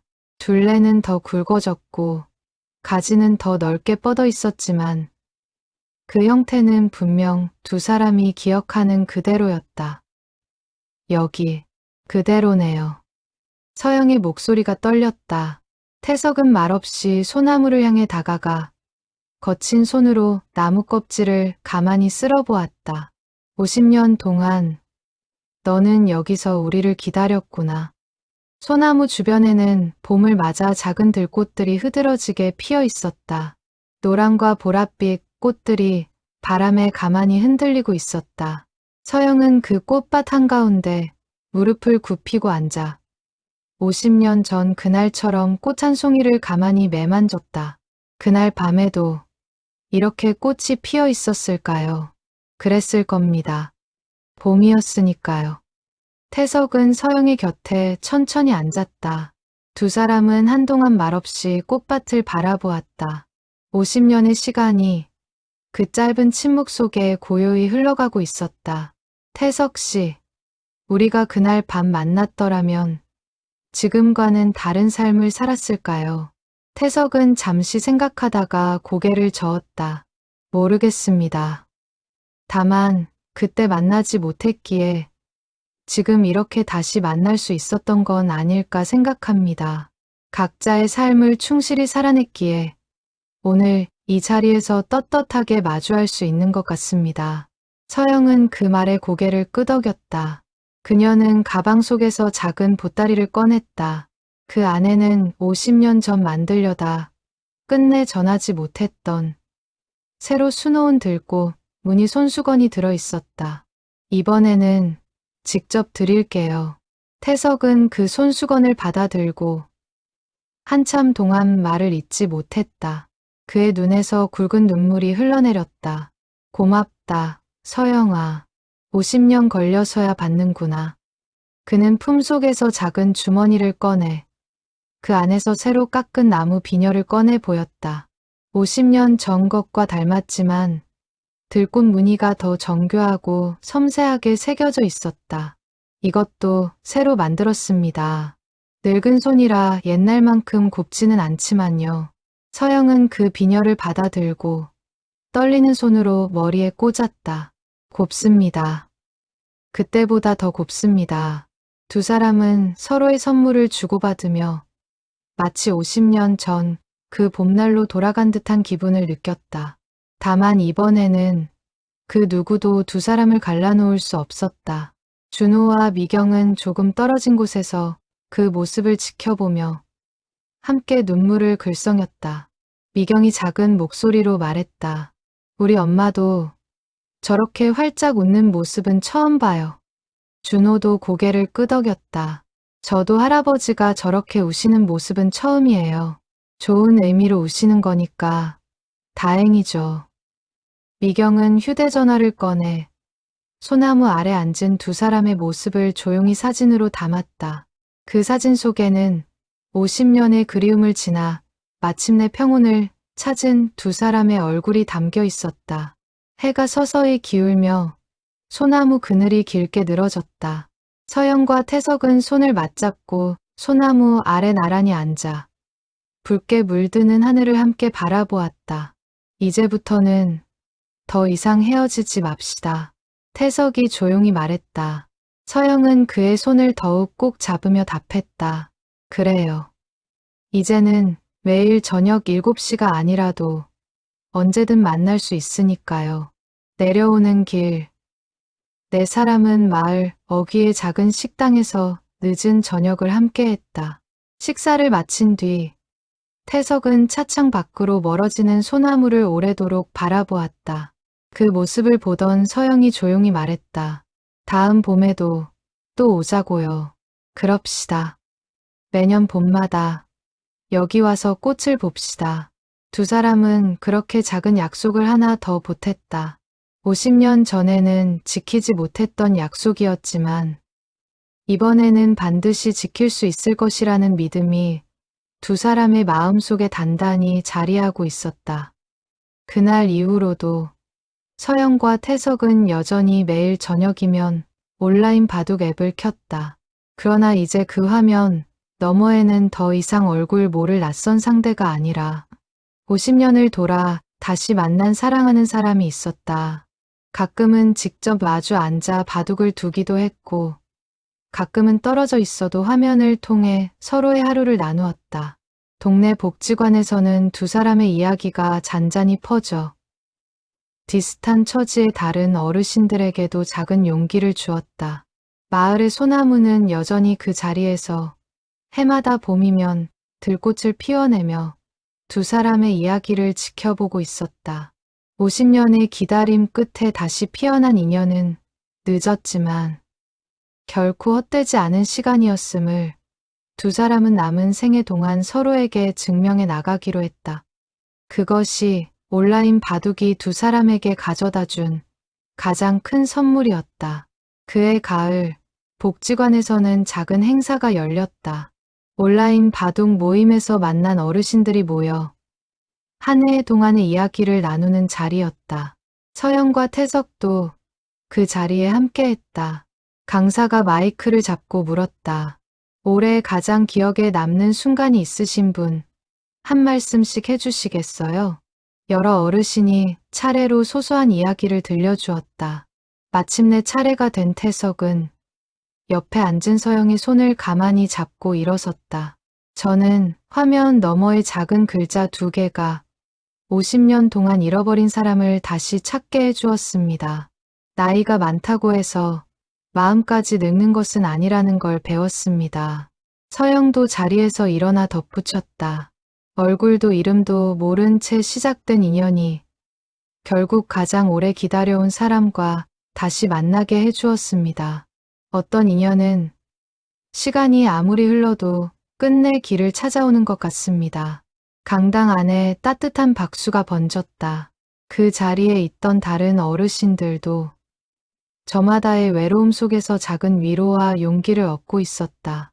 집으로 돌아오는 길, 서영과 태석은 나란히 걸으며 저녁 하늘을 바라보았다. 노을빛이 두 사람의 어깨 위로 부드럽게 내려앉았다. 서영아, 우리 참 오래 돌아왔구나. 그래도 결국 돌아왔잖아요. 두 사람은 서로를 바라보며 환하게 웃었다. 그 웃음 속에는 50년의 그리움과 기다림이 마침내 평온한 사랑으로 완성되어 가는 과정이 고스란히 담겨 있었다. 화면 속 작은 별명 2개로 시작된 이야기는 이렇게 두 사람의 남은 생애를 따뜻하게 비추는 등불이 되어 주었다. 그리고 그 등불은 오늘도 어디선가 외로움과 마주하고 있을 또 다른 누군가에게 작은 희망의 메시지를 전하고 있을 것이다. 늦은 것은 없다는, 그리고 진심으로 기다린 마음은 언젠가 반드시 길을 찾아온다는 메시지를. 다음 해 봄, 같은 소나무 아래에는 다시 들꽃이 흐드러지게 피어났다. 서영과 태석은 약속대로 그 자리를 다시 찾았다. 이번에는 미경과 준호뿐 아니라 준호의 새 가족이 될 사람과 미경의 두 아이까지 함께였다. 세 세대가 한자리에 모여 꽃밭 속에서 웃음꽃을 피우는 모습을 늙은 소나무는 가만히 내려다보고 있었다. 50년 전 끊어졌던 인연이 이제는 두 가족을 하나로 잇는 굵고 단단한 뿌리가 되어 있었다.